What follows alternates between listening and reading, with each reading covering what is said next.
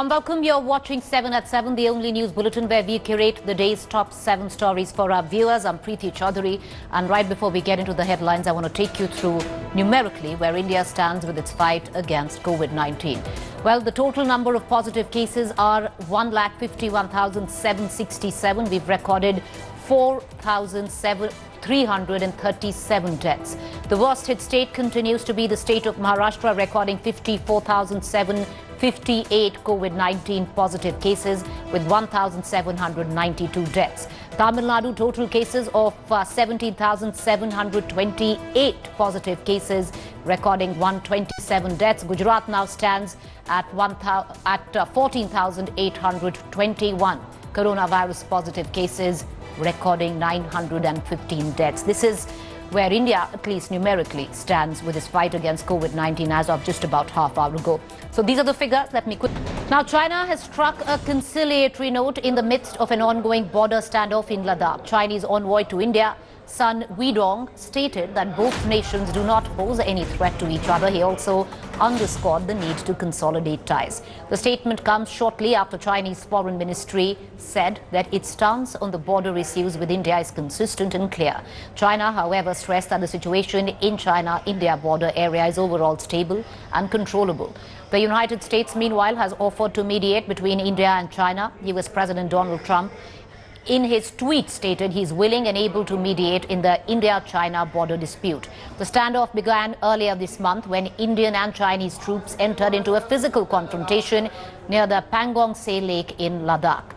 Ever since then, reports have been trickling in of Indian and Chinese soldiers being in standoff situations along the line of actual control.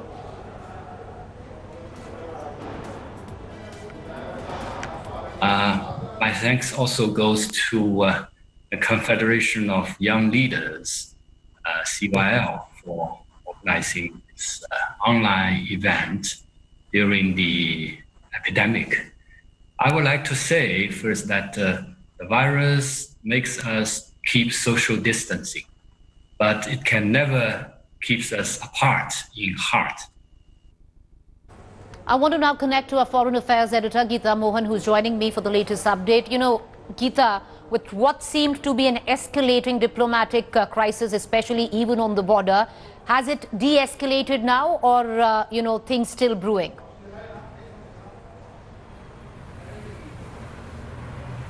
Well, absolutely not de-escalated. Positions have been taken. There are preparations underway. The Indian side very clear that it's not going to back off because we are not on the wrong. The Chinese aggression on one hand and conciliatory note on the other, Preeti, is not something that is new. It's an old Chinese template. We've seen that during Doklam and even before that. So we've seen strong statements coming from Beijing. We've seen the Chinese envoy hit a conciliatory note in New Delhi. But when it comes to action, there has been no action that really justifies the words, or for that matter backs the words of the Chinese envoy. And we'll have to wait and see what China really does about that, because Xi Jinping is quite clear. In his speech yesterday, he said China should prepare for war. All right, appreciate you joining us, Geeta. We'll come back to you for more updates. Meanwhile, moving on, the focus remains on Galwan Valley, that area where India and China troops are facing off with each other. New images indicate large Chinese military movement along the line of actual control in Chinese-held Aksai Chin. Here's the full report.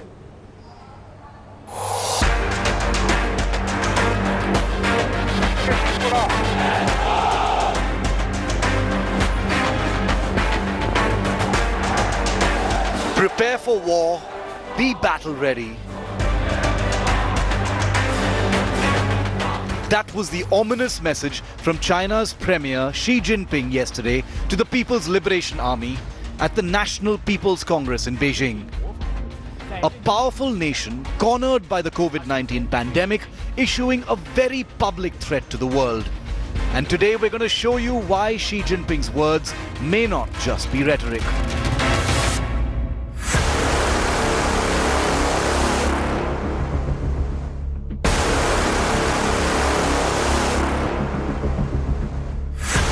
This week, remember, we showed you the Ladakh standoff before anyone else. We showed you precisely where the Chinese force buildup is happening. From the Galwan Valley to the Pangong Lake. And now for part 4 of India Today's agenda-setting reporting on the army standoff with China. The scene of the action is the Ladakh we know, from the Galwan River Valley to the Pangong Lake. Now train your focus to the Aksai Chin region, the part of Ladakh that has been occupied by China since the 1962 war. Brand new images indicate large Chinese military movements along the road near the line of actual control in Chinese-controlled Aksai Chin. These could be the first images of that deployment in thousands by the Chinese, as first reported by India Today. Now take a look at this image from as recently as the 14th of May. It shows moving structures 30 to 50 meters long, a possible military convoy. The images also show visible changes on the ground, possibly caused by these large-scale movements. The road you're looking at is just 2 kilometers from the nearest border point. The road itself constructed only in 2018. The image suggests convoys are beefing up Chinese forces in Aksai Chin, with trucks much larger than the ones that have already entered the Galwan region that we showed you earlier this week. Now look at this comparison of images across 10 days, from May 14th till 24th. New structures clearly visible, which could be large Chinese troops or logistics movements. These new images appear to be in sync with the simmering face-off between Indian and Chinese troops in the Galwan Valley and the Pangong Lake, establishing that while China builds up forces right on the border, it's creating a massive force right behind the front lines. With Ankit Kumar in Delhi, Bureau Report, India Today. Well, with another diplomatic confrontation brewing, Nepal has withdrawn a resolution from their parliament that proposed inclusion of part of Indian territory in its map. India-Nepal relations came under strain after Defence Minister Rajnath Singh inaugurated an 80-kilometre-long motorable road from Dharchula in Uttarakhand to Lipu Lake to facilitate movement of pilgrims for Kailash Mansarovar Yatra. This happened on the 8th of May. Nepal had claimed that the road passes through their territory and even released a map claiming Lipu Lake as their territory. Meanwhile, 3 days after domestic air travel resumed across the country, at least 5 air passengers boarding different flights have been tested positive from COVID-19. In the latest, 3 air travellers tested positive in Jammu. 1 passenger travelling in Air India's Delhi-Ludhiana flight was found positive. 36 passengers and 4 crew members of the flight have been institutionally quarantined as per the Punjab government rules. In another incident, a passenger flying aboard an Indigo flight from Chennai to Coimbatore tested positive on Tuesday. The 24-year-old passenger has been admitted to the ESI hospital in Coimbatore. All passengers who were on the same flight are now being tested and will have to be under home quarantine for the next 14 days. Indigo in its official statement said that no one else was seated near the infected passenger, significantly reducing possibility of transmission.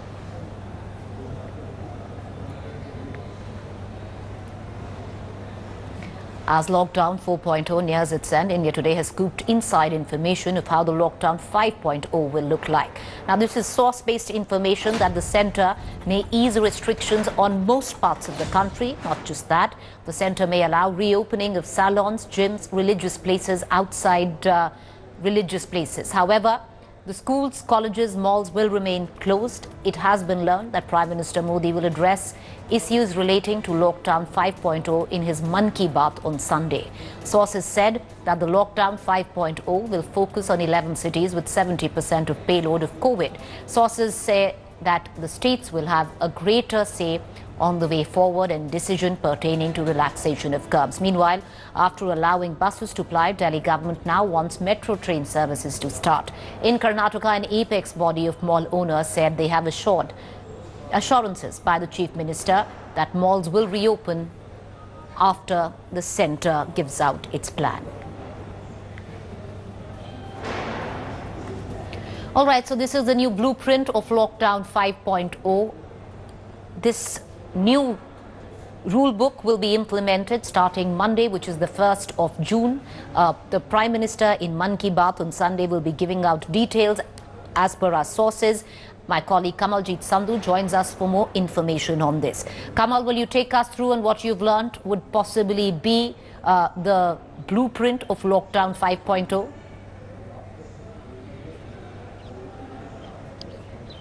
Well, what we've seen in lockdown 4 is something essentially we're going to see in lockdown 5 as well, which is putting the onus on states. So they will largely hold the decision on what the curbs will be and what it won't be.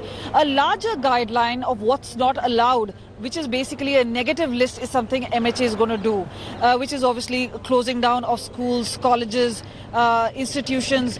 This is something which is essentially going to be there because this allows for mass congregation. However, MHA has gone ahead and said that if saloons are allowed, gyms should be allowed. There should be obviously a control in terms of number of people attending gym. Then there has to be social distancing. Same for religious institutions like churches, gurdwaras, temples, mosques. So no fairs or no festivals being allowed. But they will be allowed for a daily functioning, which will allow 5 to 10 people at a time, but to ensure social distancing, wearing of masks. So in a larger condition, we have seen over the past few times that the lockdown has been extended, that each time India has opened up, there's been a spike. But largely now, the states have been made responsible for handling of the situation regarding the containment zone and now regarding the opening up. They have also drawn up a list of 11 cities which they believe are accountable for 70% of the payload, and out of which at least 5 of them are accountable for the 60% of the total cases in India. So this is where they're going to actually clamp down on those particular containment areas. But the rest of the areas, no matter green, orange or red zone, there will be much more opening up. But these are very cautious steps. We don't see many people really coming out. But eventually India will have to live with COVID is what we actually know. What we've also been told is a larger message. Otherwise, we've seen Prime Minister earlier lockdowns have given a televised address. But this time it's hinted that perhaps he's going to address the nation via Mann Ki Baat on Sunday. Appreciate you joining us, Kamal. We'll come back to you for more updates. This is possibly the blueprint that we're looking at when India makes the transition from lockdown 4 to lockdown 5. Meanwhile, where Delhi is concerned, with less than 4 days left for lockdown 4 to end, the coronavirus cases continue to spike in the national capital.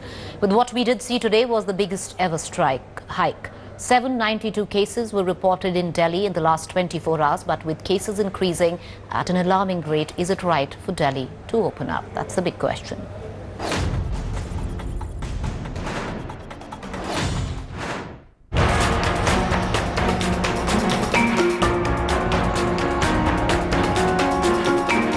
In the biggest single-day spike in Delhi, 792 new cases are reported in the last 24 hours. Just a few days before lockdown 4.0 ends, coronavirus tally has already crossed the 15,000 mark.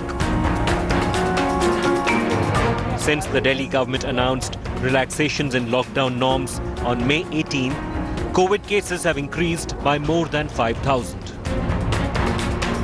In the last round of relaxations, all shops have been allowed to open with some riders. Limited public transport cabs are also permitted. हमें अपनी तैयारी इस तरह से करनी चाहिए कि Covid के साथ अब जीना सीखना पड़ेगा अपने को. कोरोना जाने वाला नहीं है, कोरोना रहने वाला है. With the centre set to ease more restrictions on June 1st, the Delhi government has sought reopening of metro trains. लोगों को पब्लिक ट्रांसपोर्ट चाहिए ताकि वो अपनी बिजनेस के लिए, अपने ऑफिस के लिए सही समय पे बिना किसी ज़्यादा परेशानी के सोशल डिस्टेंसिंग को मेंटेन करते हुए अपने बिजनेस या ऑफिस या अपने प्रोफेशन के लिए पहुँचे. There have been demands for more relaxations, including opening of salons and removal of night curfew. But with coronavirus cases increasing at an alarming rate, the question remains, how much should Delhi open up? Bureau Report, India Today. All right, you must have seen some terrifying visuals of swarms of locusts in cities like Jaipur, eating away produce in farms. Well, swarms of desert locusts have made their way to 5 states till now, leaving with it a trail of destruction.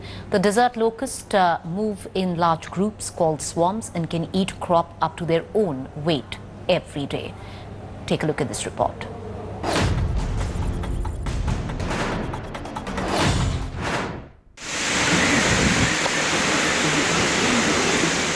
If a pandemic wasn't enough, a cyclone tore through Bengal, and now Locust. Swarms of locusts over Punjab, Haryana, Rajasthan, Uttar Pradesh,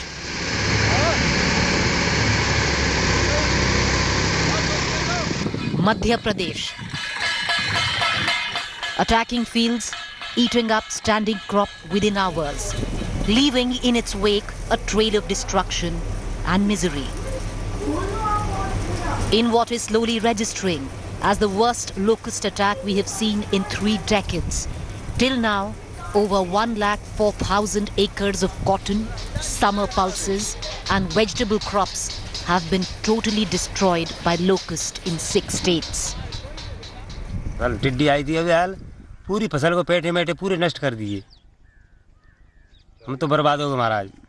जानवर आए थे तो वो सब लोग खा गए थे।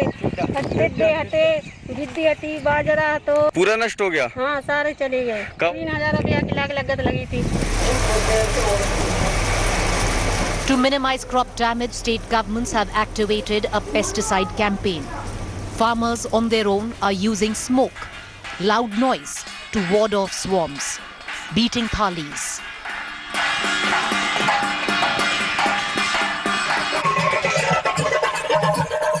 And here, an enterprising farmer has set up a DJ console in his field in Uttar Pradesh. Multiple swarms of locusts have dotted northern and central India and are moving with the wind direction. Terrifying cities squatting on rooftops. This is a roof in Jaipur.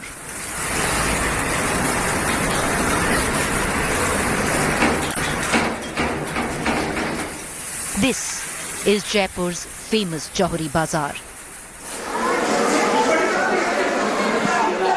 The pink city's skyline overcast by a sea of buzzing, brown, hungry mass, which is now moving from Jaipur to Delhi. An alert has been sounded. If the current wind direction prevails, the national capital could witness scenes like these.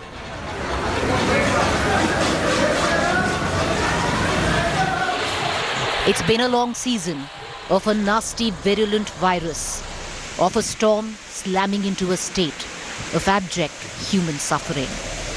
And now, as northern and central India look up to apocalyptic skies, one does wonder, when will it all be done? When will India walk under blue skies again? Bureau Report, India Today. Meanwhile, let's get you some sports news. The T20 World Cup, scheduled to be held in Australia in October-November this year, is likely to be shifted to 2022. The ICC will hold crucial meetings on Thursday, and this year's T20 World Cup will be on top of agenda. The International Cricket Council is scheduled for a meeting with all board members on Thursday, and a decision to move the T20 World Cup to 2022 is very much on the cards. But due to the outbreak of coronavirus, the chances have diminished. If not in October this year, the tournament be moved to February-March next year. Hold the tournament in 2022 as India is already scheduled to host the T20 World Cup next year. Moving the tournament will allow BCCI a window good enough to host the IPL in October this year. All right, with that, it's a wrap on 7 at 7 on India Today. We'll, of course, see you tomorrow. To stay tuned. Up next is our consulting editor, Rajdeep Sardesai, on the mental health aftermath of the pandemic. To stay with us.